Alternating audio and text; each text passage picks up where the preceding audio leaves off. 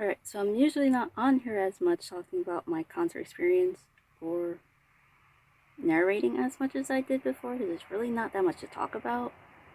Because after a while going to so many shows, it's kind of the same thing. But this one's a little different because I chose to do VIP with Enterprise Earth. Now, for those of you who are not like into the deathcore metal scene, Enterprise Earth is, well, they were just a deathcore band back when they first started in 2014 with their previous singer Dan. And then now they kind of shifted a bit, like they still have their roots to deathcore, but they're kind of more in the experimental I kind of think they're more like, to me, I feel more like metalcore route. But it's really, really nice with their new singer Travis. Anyway, so I decided to do VIP. Even though I could have done VIP doing Loveless this year, because when I went to see Loveless a week ago, I think it was a week ago, they had VIP, but fortunately their show kind of came before I got paid, so I kind of decided not to do that. Plus, their singer Julian from Loveless was sick with the flu that he got from being in Chicago. So, yeah, so anyway, decided to do VIP for Enterprise Earth, which is my very first metal band that I decided to do VIP, and I got some free stuff after that shirt.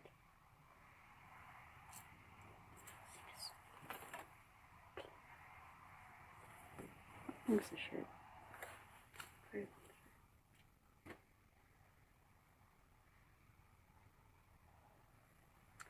And I also got a poster, which during the VIP, their posters were pre-signed, so when I got there, like I didn't see him actually sign the poster, but it's actually the same design as the t-shirt, but it's really big. Like, it's so much bigger than my last poster when I did VIP with Loveless. If I can kind of show it somewhere. Where is it? Oh.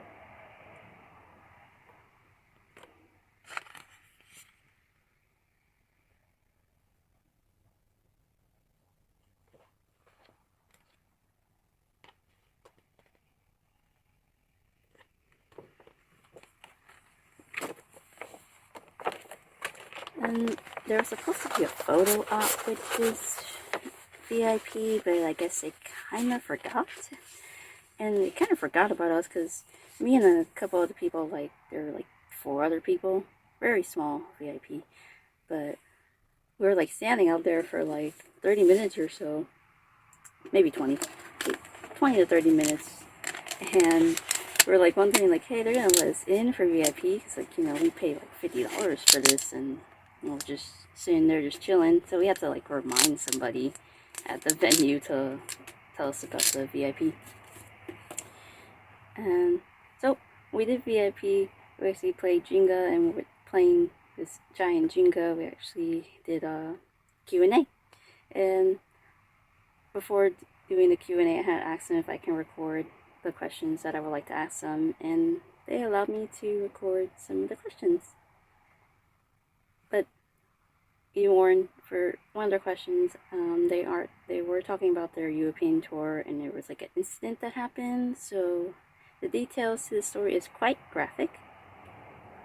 But it was so much fun, like, getting to know the band members and playing Jenga, and I thought it was really cool, like, after the show, because I kind of forgot to introduce myself during VIP for some reason. Singer Travis, I introduced myself and told him my name, and he told me that he has a cat with the same name. What else can I say about the show? Well, I was there for standing, like, the show started at around 6 p.m., 6:30 maybe, and it ended like a quarter to 11. So that was like a lot of standing, and I was like all the way up front on stage, so I stood for that many hours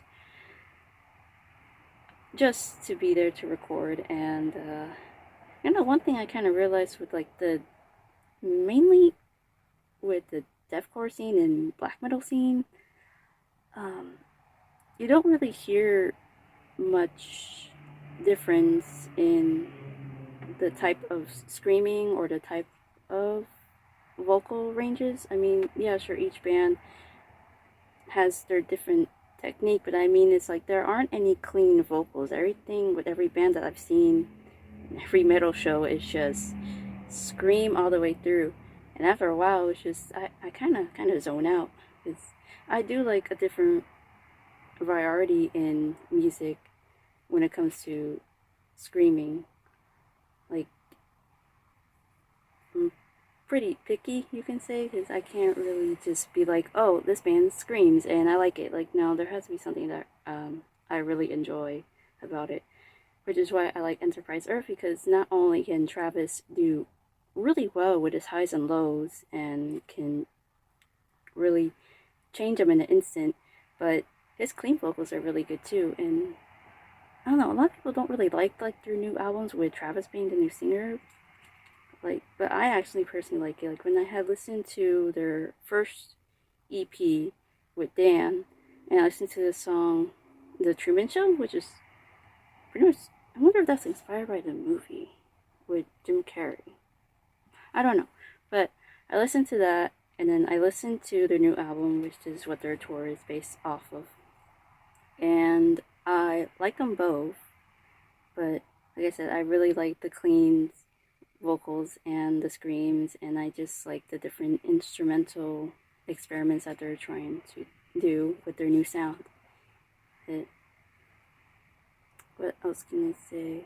Oh yeah, their live show was pretty cool, even though it was kind of hard for my phone to focus because it was really dark in there.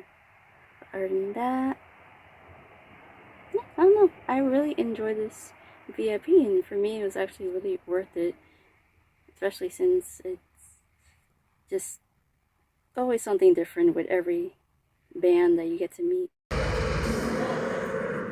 You guys have any crazy stories from your European or US tours? Oh, Europe tour, yeah. I mean, God. We're not gonna go into that. I'll come. I mean, we've done. I've done 3 Euro tours with the band now, and I think just like I don't even know. It's so hard to like pick one out. They all like blur together. The craziest Europe experience by far, which Brandon was there for that too, is right when COVID started. We were over there with Rings of Saturn. We had 3 shows left, and then the travel ban went into effect. And it was just like madness because everyone's like, all right, just book emergency flights home, like get the fuck out of here. Like tens of thousands of dollars in debt because we had another tour right after it, you know. And it was just, I've never seen an airport like that ever. They were just like waving through people through TSA, like it was crazy. And it was funny. It was funny because like you could see like the shitstorm brewing around you as we're over there. Like the Milan show got canceled because that was like the epicenter of the start.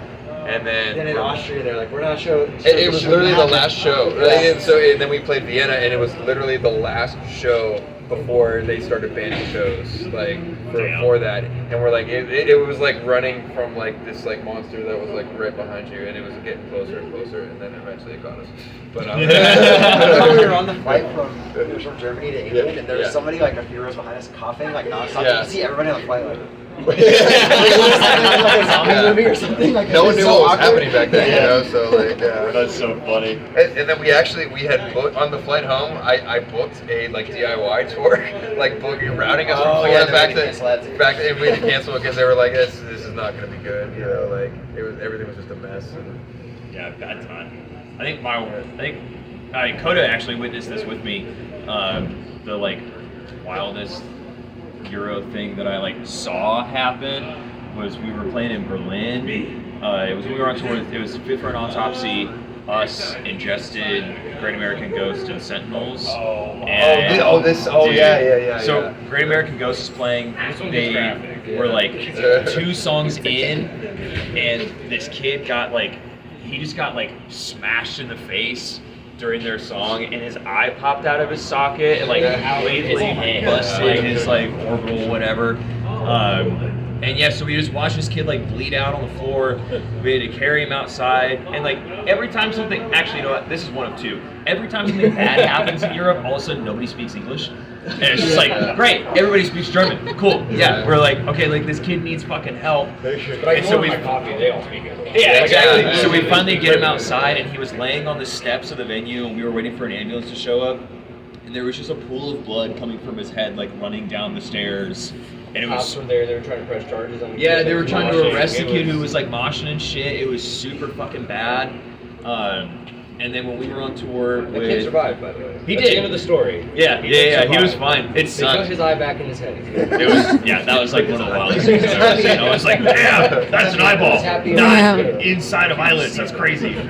But and then it was day one of our tour with Shadow of Intent, us, Angel Maker, and To the Grave. That was it, right? It was just a 4-band tour on that one? Or am I forgetting anybody? That's the one that came through here, right? Yeah, so we did a US version of that, and then we did a European version of that tour as well.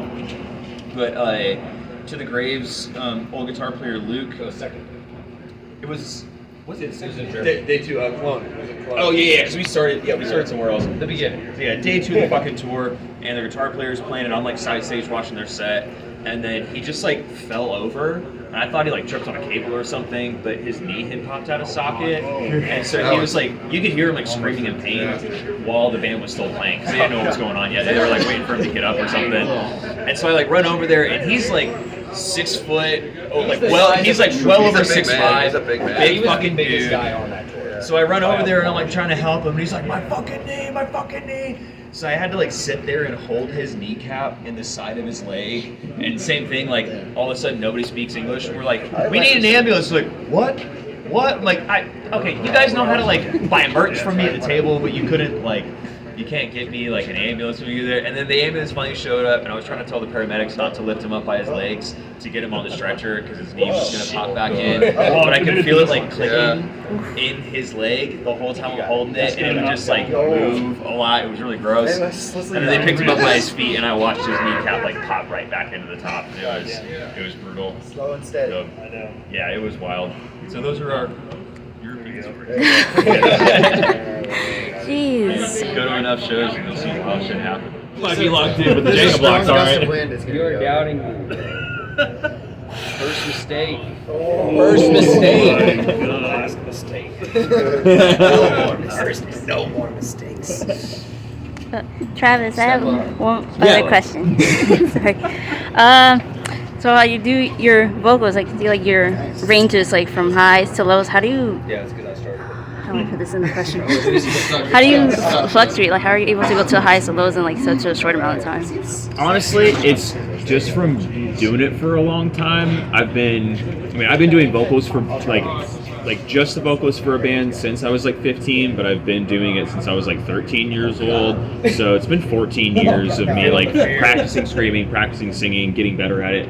A lot of it was just like figuring out how not to do it first, and then through mistakes and error, then you're like, oh cool, I can't do that. Or like recognizing my range too was a big thing. It was like, I can't go as high as certain people do, so I don't even try anymore because it's just outside of what I can do.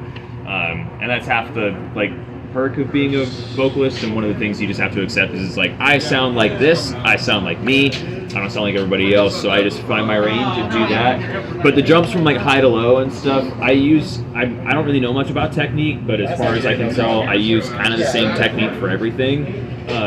So I don't have to like switch techniques to go from low to high. It just feels like a very normal like ramp. I saw you guys doing rehearsals. Oh yeah. Yeah, I saw the range. I'm like, oh, you can. It's really well. Like I love the way how you do your screams. Yeah, they're right. I'm trying my best. Joining this band like forced me to get better at that too, because Dan had written a lot of like really crazy vocal parts, and in all the bands that I was in before, it was a little bit more straightforward. So it like helped me grow a lot as a vocalist, having to like do a lot of the very fast low stuff into a very fast high part and then right back down. A lot of those jumps, it just came with practice. So, but it was fun. Somehow you are unaware, we are Enterprise Earth. Thank you so fucking much for spending your weekend with us. It truly means the fucking world. This next song is called Spineless.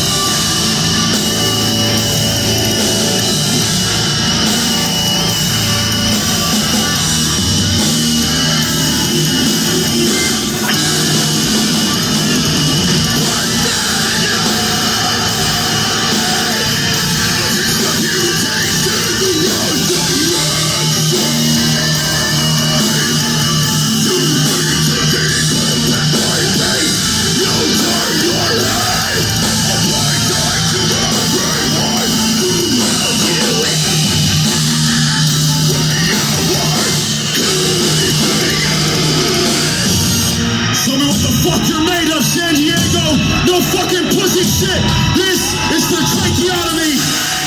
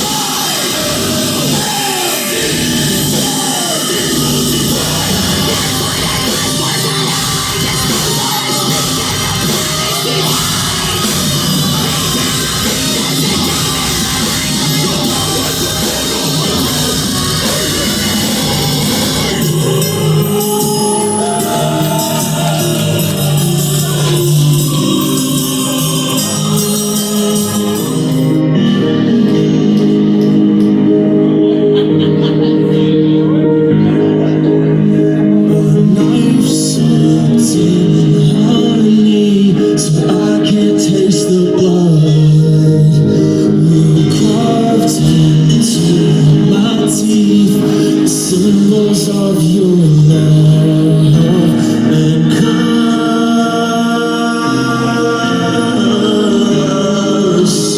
Spit on my tongue.